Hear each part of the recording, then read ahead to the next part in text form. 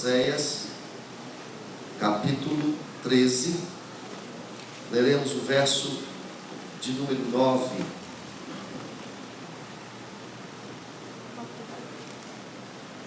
A palavra do Senhor nos diz assim, Oséias 13, 9. A tua ruína, ó Israel, vem de ti, e só de mim o teu socorro. Aleluia. Vamos repetir todos juntos? Vamos lá? A tua ruína, ó Israel, vem de ti, e só de mim o teu socorro. Vamos de novo? Vamos lá? A tua ruína, Ó Israel, vem de ti, só de mim o teu socorro. ainda dá para melhorar, não dá? Dá ou não dá? Vamos lá? A tua ruína, Ó Israel, vem de ti, só de mim o teu socorro. e só de mim o teu socorro. Feche os seus olhos. Vamos orar ao Senhor mais uma vez. Querido Deus, amado Pai, nós pedimos agora, Senhor, que o teu Espírito fale conosco pela tua palavra santa, perfeita, poderosa. Essa palavra que veio do céu, inspirada pelo Espírito, que alcançou a mente, os corações de servos do Senhor, e que assim, ó Deus, depois de escrita, chegou milagrosamente até nós, venceu barreiras, obstáculos no decorrer dos séculos, ó Deus, e por isso nós te adoramos e te agradecemos em nome de Jesus, por esta santa palavra, que ela possa falar conosco nesta noite, em nome do Senhor Jesus Cristo, em nome de Jesus, amém e amém. Queridos, desde os 3 domingos, nós estamos ministrando, falando, refletindo sobre a soberania de Deus. O livro de Jonas nos mostra Deus soberano, manifestando soberania e graça ao mesmo tempo, soberania sobre a vida do profeta e graça sobre a cidade de Nínive, quando Deus alia ou alinha o coração de Jonas com o dele e o ministério também. Semana passada nós vimos Deus soberano sobre a vida de um menino, conduzindo um adolescente de 17 anos, um sujeito quase chegando na fase da sua juventude, conduzindo a vida dele até o fim que Deus desejava. Deus soberano sobre a vida, os detalhes da vida de José, filho de Jacó. Hoje, eu gostaria de refletir com os irmãos, talvez, sobre um tema que não é tão digestivo assim, agradável aos ouvidos. E por isso, talvez, seja para nós pregadores tão difícil falar sobre isso no nosso tempo e nas nossas igrejas. Spurgeon, pregador famoso, chamado de o príncipe dos pregadores, falando sobre a soberania de Deus, assim se expressou: os homens gostam de ver Deus presente em tudo, menos assentado no trono. Nós não temos problemas em ver Deus sendo exaltado e glorificado sobre a criação, Deus abrindo as águas do mar, Deus operando milagres, Deus destruindo os inimigos. Mas quando a Bíblia fala que Deus está sobre o trono, governando sobre todas as coisas, a gente tem uma certa dificuldade. Se nós que conhecemos a Bíblia, lemos a Bíblia, estudamos a Bíblia, temos uma certa dificuldade. Imagine o mundo incrédulo. Aí que há muito mais resistência quanto à soberania de Deus. A.W. Pink, da mesma maneira, um grande pregador, escritor, falou no livro, em um sermão escrito, se tornou um livro falando sobre a soberania de Deus, dizendo que essa doutrina deve ser a doutrina com a qual nós devemos nos apegar zelosamente, porque ela é aquela doutrina que nos traz maior segurança. E é interessante que quando ele vai discorrendo sobre a soberania de Deus, ele diz que Deus soberano, ele não é influenciado por ninguém, ele é independente de tudo e de todos, ele faz tudo que lhe apraz. Ele não tem conchavo com ninguém, não tem nada que possa impedir o seu agir.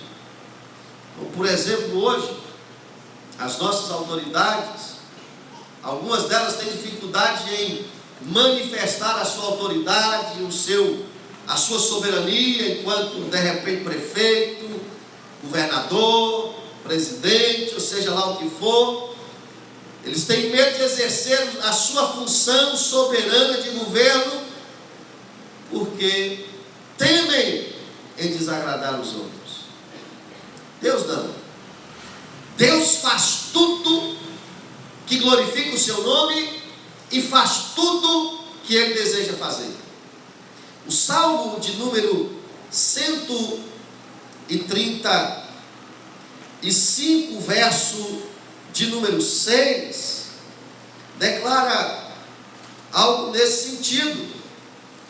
Salmo de número 135, verso 6 diz: tudo quanto aprouve ao Senhor, Ele o fez, nos céus e na terra, no mar e em todos os abismos. Deus é soberano. Deus é soberano nas palavras de Jó, quando ele diz que Deus é o que Ele é. E quem é que pode fazer oposição ao que Ele deseja? Pois Ele faz o que quer. Jó ainda declara no capítulo 42 que Deus faz e ninguém pode impedir os seus planos, os seus projetos. Agindo Deus, quem impedirá? Deus é soberano. Aqui no texto que acabamos de ler, a tua ruína, ó Israel, vem de ti, e só de mim o teu socorro, manifesta mais uma vez a soberania de Deus agora sobre o juízo dos ímpios. Deus é soberano e por isso faz juízo contra os ímpios, contra os incrédulos, contra os transgressores.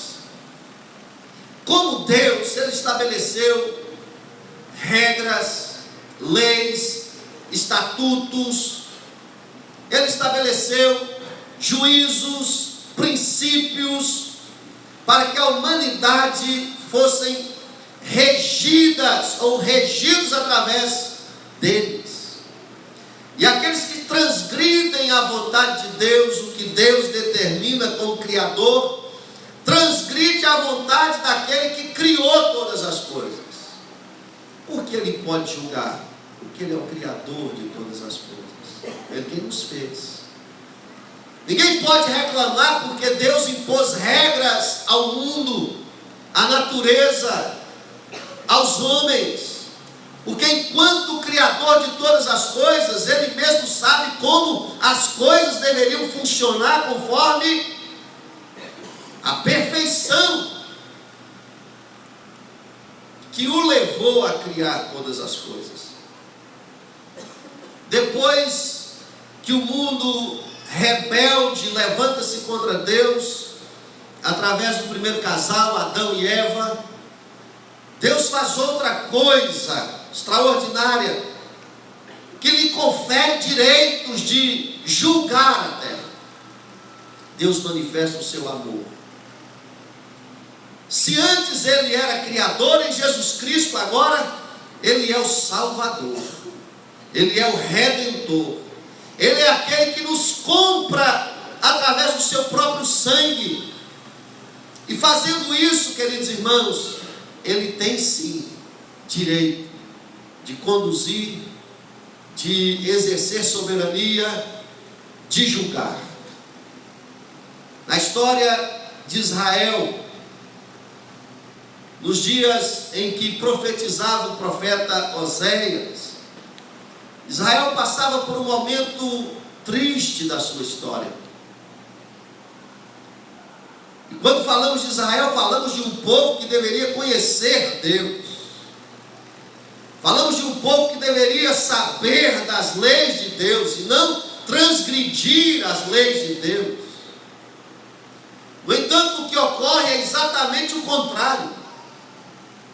É esse mesmo povo que na narrativa do profeta, diz a Bíblia, falando de Efraim, no capítulo de número 8, verso 9, diz que Efraim mercou, ou mercadejou amores. Povo de Deus, no tempo do profeta Oséias, foi um povo infiel. Mercadejar amores é infidelidade conjugal e espiritual. Não só isso, eles foram infiéis na adoração, eles foram infiéis quanto à moralidade, eles foram infiéis quanto às bênçãos, porque Deus os abençoava e eles não reconheciam as bênçãos de Deus e adoravam outros deuses por causa das bênçãos que recebiam. Israel, nesse tempo, diz a Bíblia, que eles deveriam conhecer a Deus, mas eles estavam perecendo por falta de conhecimento. O juízo de Deus se manifestou sobre esse povo, e manifestou porque eles praticavam idolatria. O juízo de Deus se manifestou sobre eles porque eles, a própria palavra vai dizer, que eles praticavam a falsidade. Não havia fidelidade entre os seus patrícios, os seus irmãos. O juízo de Deus se manifestou sobre Israel porque eles praticavam todo tipo de imoralidade cultural, imoralidade sexual, imoralidade social, eram corruptos. A balança era infiel. Eles receberam o juízo de Deus porque a Bíblia diz que eles semearam ventos e colheram tempestades. Sabe como o juízo de Deus se manifestou sobre eles? Essas foram as razões por que eles enfrentaram o juízo. Agora, como esse juízo foi possível enxergá-lo na prática na vida do povo? Deus feriu a natureza. A terra tornou-se infértil. Eles plantavam e não produziam. Eles plantavam, mas na hora da colheita, a colheita não funcionava. A chuva não vinha no tempo certo. Faltou chuva para aquilo que eles plantavam e por isso eles não podiam colher. O juízo de Deus se manifestou desta forma e ainda se manifestou sobre esse povo, trazendo-lhes uma angústia social. Eles não tinham paz aonde eles viviam. Não havia tranquilidade porque a violência era terrível. a fome era terrível. Queridos irmãos, e olhando para a história do povo de Israel no período do rei, ou melhor, do profeta Oséias, narrada no seu livro, mostra que Israel colheu tudo isso e eles viram essas coisas acontecerem, porque diz a Bíblia que eles eram como novilha indomável, rebeldes, e eles colheram aquilo que plantaram. E o fato, amados irmãos, é que a história de Israel nesse período se assemelha muito com a nossa, nos dias de hoje. Você consegue ver essa semelhança ou não? Se confunde com a nossa, com a minha, com a sua história, com a história de hoje. A história de Israel daqueles dias. Queridos irmãos, o que se espera de uma pregação? O que devemos esperar de uma pregação é que ela seja a voz de Deus, a palavra de Deus para o seu povo. E eu espero que algumas coisas que Deus trará à nossa lembrança aqui hoje, seja realmente algo de Deus para o seu coração. Deus, queridos, no verso de número 14, versos 1, faz um convite a Israel. Primeiro ele diz: olha Israel, a culpa da ruína de vocês é de vocês mesmos. Deus é soberano sobre todas as coisas, mas Deus não anula a responsabilidade humana. E na sua soberania, às vezes, longanimamente, Ele assiste às nossas transgressões. Ele é compassivo conosco quando nós estamos num ato de transgressão. Ele é paciente com a gente. Ele tem exercido paciência para com o Brasil, para com a igreja brasileira, assim como Ele foi paciente para com Israel nesses dias. E é interessante que Deus chama o povo no capítulo 5, verso 8, dizendo: tocai a trombeta em Gibeá. E no capítulo 8, verso 1, diz: emboca a trombeta. Ou seja, toque a trombeta para que o povo de Israel entenda o que está acontecendo e ouça a voz de Deus e se arrependam. É o mesmo que acontece em Apocalipse capítulo 8, quando João começa a vislumbrar as notícias do fim. E no capítulo 8 de Apocalipse, João diz que ele viu 7 anjos com trombeta nas mãos, prestes a tocar as trombetas para o mundo perdido que perseguia a igreja, o povo de Deus, e que agora estava prestes a experimentar da parte de Deus a manifestação do seu juízo. 7 trombetas, 4 são juízos sobre a terra, sobre a natureza. 3 toques manifestam, os 3 últimos, o juízo sobre a raça humana. O que Deus está falando a Israel através de Oséias é que essa transgressão, Oséias deveria chamar a atenção do povo, para que o povo pudesse entender que as consequências de transgredir a lei, a vontade do Criador, era receber de Deus a manifestação de sua ira. Não é diferente para nós hoje. O toque da trombeta, no capítulo 5, no capítulo 8 de Oséias, manifesta-se em outras palavras no capítulo 14 do mesmo livro, dizendo assim: volta, ó Israel, para o Senhor teu Deus. Volta, ó Israel, para o Senhor teu Deus. Queridos irmãos, Deus manifesta juízo porque Ele é santo. Deus manifesta juízo porque Ele é perfeito. Deus manifesta juízo porque Ele não tolera a injustiça. Deus manifesta juízo porque Ele deu oportunidade para o povo se arrepender. Deus manifesta juízo porque Ele fez conhecidas as suas leis, seus mandamentos, seus estatutos, sua palavra. Deus traz juízo sobre a nação, sobre o mundo, sobre até mesmo a igreja, porque a Bíblia diz que o juízo de Deus começa primeiro pela sua casa. É o que está acontecendo no meio do povo de Israel, que deveria ser luz para as nações, mas estavam vivendo um período de trevas. E Deus convida agora a nação de Israel: volta, ó Israel, para o Senhor teu Deus. Esse convite, queridos irmãos, ressoa hoje aqui na terceira igreja, e precisa, através de mim e de você, continuar ressoando pelos quatro cantos de Governador Valadares. Nós somos a voz de Deus hoje, aqui nessa cidade e aqui neste mundo. Deus faz a sua palavra alcançar os ouvidos dos incrédulos através de nós, de sua igreja. É por isso que hoje Deus chama não só Israel, mas chama todos os transgressores, os pecadores: voltem.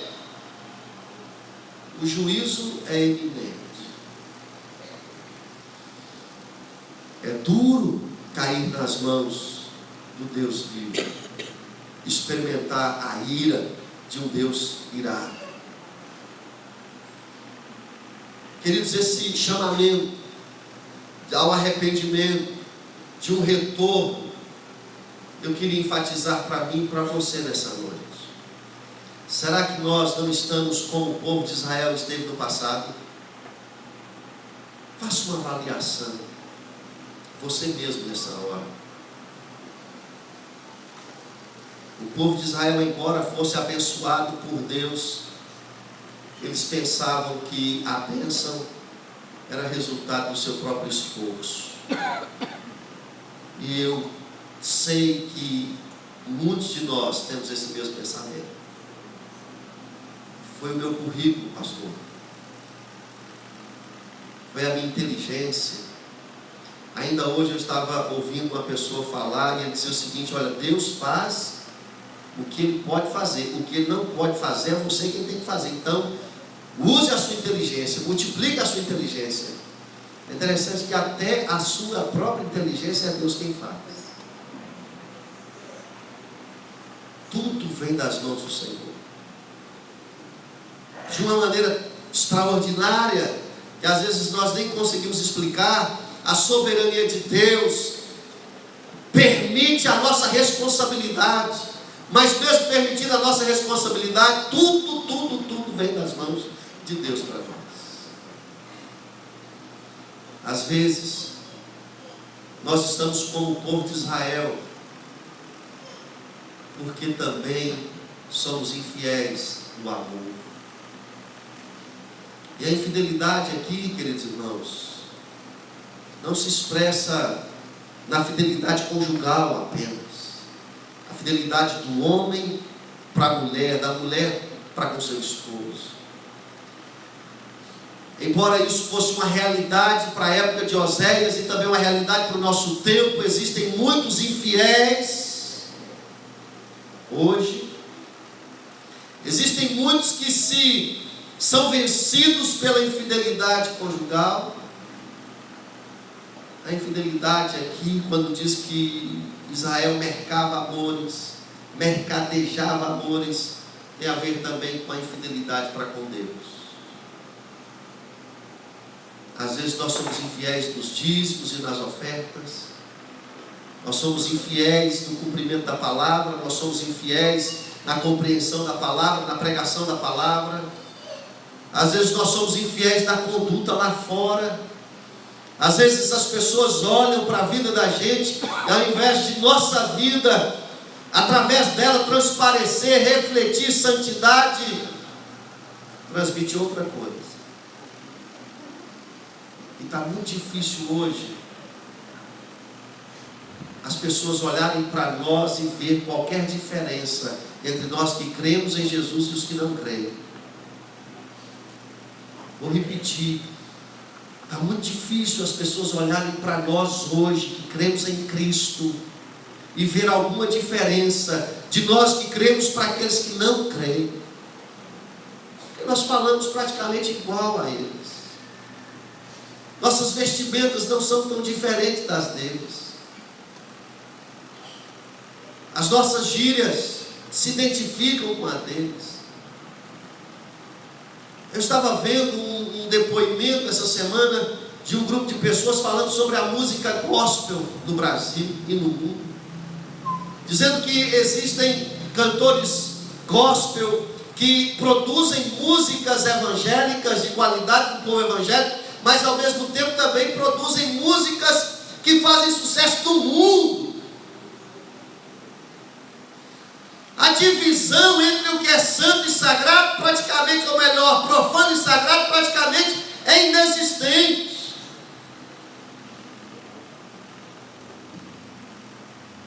E Deus está dizendo para essa igreja hoje: volta. Porque as nossas práticas hoje estão se confundindo com as práticas dos incrédulos, dos perdidos, transgressores, pecadores, que já tem declarado da parte de Deus que eles serão levados a juízo. E nós achamos de forma enganosa que estamos na igreja e podemos viver e fazer o que bem entendemos, amados irmãos, e por causa disso, só porque estamos na igreja, seremos livres do juízo de Deus. Se a gente olhar hoje, eu de vez em quando eu fico abismado com o culto de casamento que nós realizamos hoje. Isso já vem de alguns anos.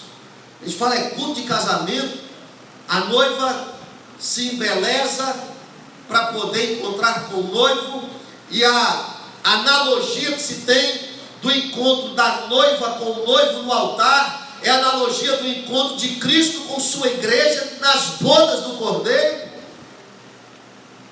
Mas a gente já não vê isso mais, porque a festa de casamento hoje, para nós crentes em Cristo Jesus, é uma exposição de vestidos, estou dizendo do noivo e da noiva, mas dos visitantes, dos convidados, daqueles que participam. É um convite exacerbado à sensualidade.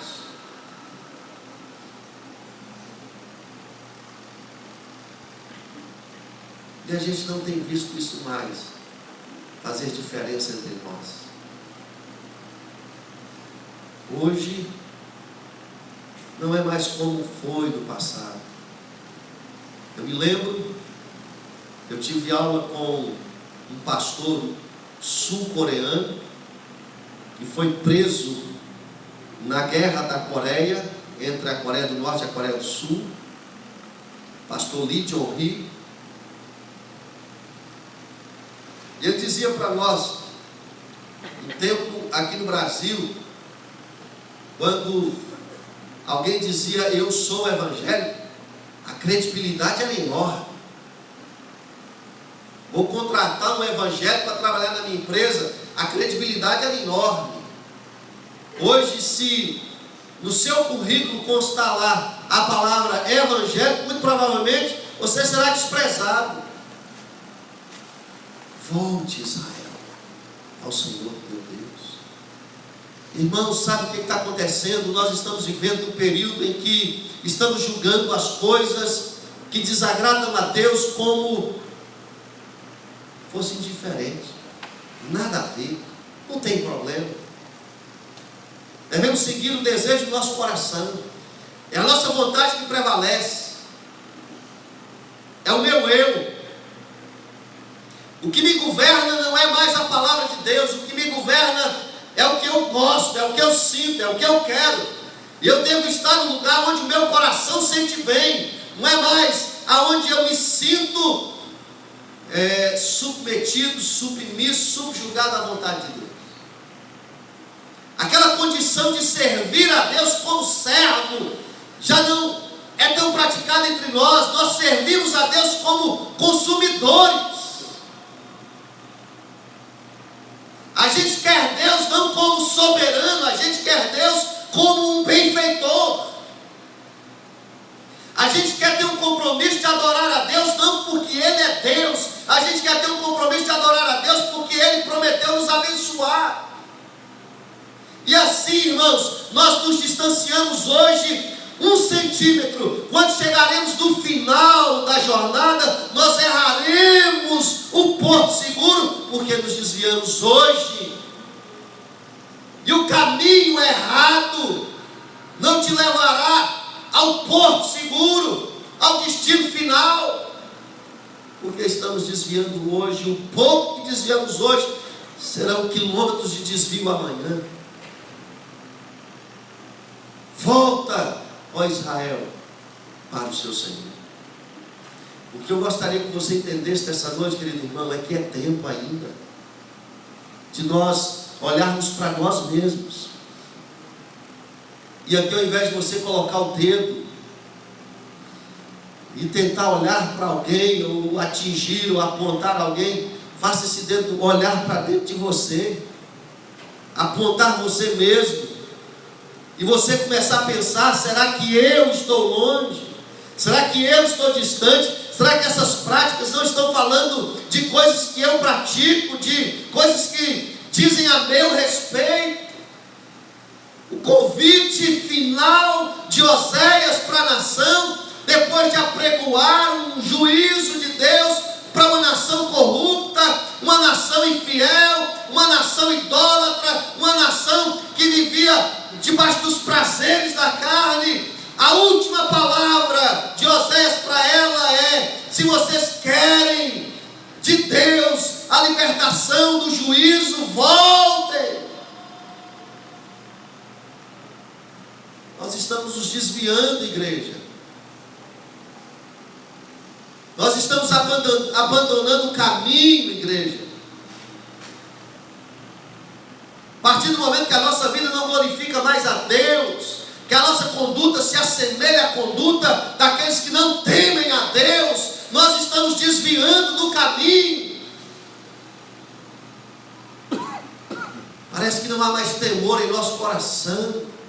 Nós brincamos com a palavra de Deus, nós inventamos piadas com as coisas de Deus, nós brincamos de forma tão imatura como agir do Espírito Santo. E o diabo tem enganado a muitos. E o convite de Deus para nós nesta noite é: a ruína de vocês é responsabilidade sua, mas o socorro eu tenho para vocês. Voltem, ó Israel, ao Senhor, porque Ele é soberano e Ele nos convida para voltar. Mas se a gente não voltar, Ele vai julgar. E Ele vai condenar. E a condenação do Senhor, a Bíblia retrata como sendo algo duro demais para a gente suportar. Volta, ó Israel, para o Senhor teu Deus, porque pelos teus pecados estás caído. Quem sabe a sua casa está assim, seus filhos, seu casamento, sua empresa, seu trabalho, as pessoas que estão à sua volta, sua parentela. Volte ao Senhor. Vamos buscar a Deus com sinceridade de coração. A Bíblia fala que eles buscavam a Deus hoje, mas amanhã eles adoravam Baal. Vamos voltar verdadeiramente ao Senhor.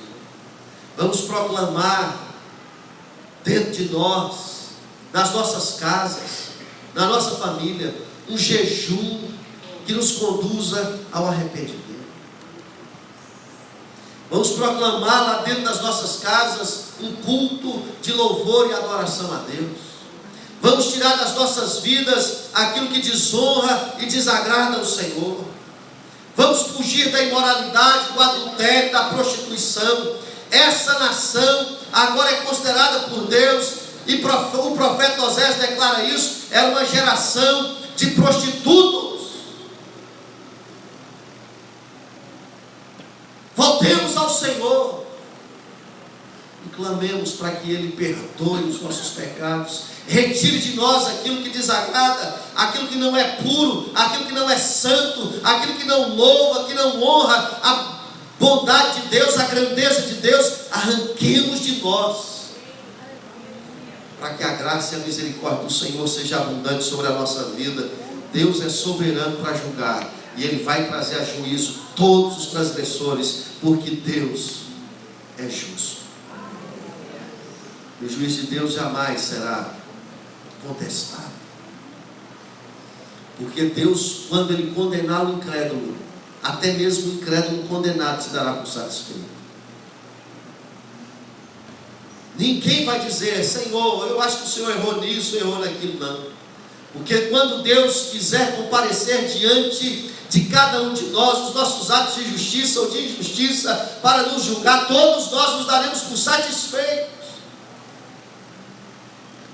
Aqueles que vão para o inferno não terão direito de dizer: olha, Senhor, o Senhor errou, o julgamento do Senhor é errado. Não, porque ninguém terá direito de se justificar. Serão injustificáveis. Deus vai fazer isso. Deus está fazendo isso. Eu espero que na sua vida, na sua casa, na sua família, seja diferente. Porque Deus está dizendo para nós hoje: volte. Voltem, volta, ó Israel, para o Senhor, teu Deus. Volte, terceira igreja, para o Senhor, teu Deus. Pare de fazer o mal, pare de praticar sua própria vontade, pare de encher o coração, entulhar o coração de amargura, de contendas, pare de maledicência, pare de ser arrogante, de ser orgulhoso. Pare com as obras da carne e busque a Deus de todo o seu coração. Volte, Israel, para o Senhor, teu Deus. Feche os seus olhos. Eu quero orar contigo.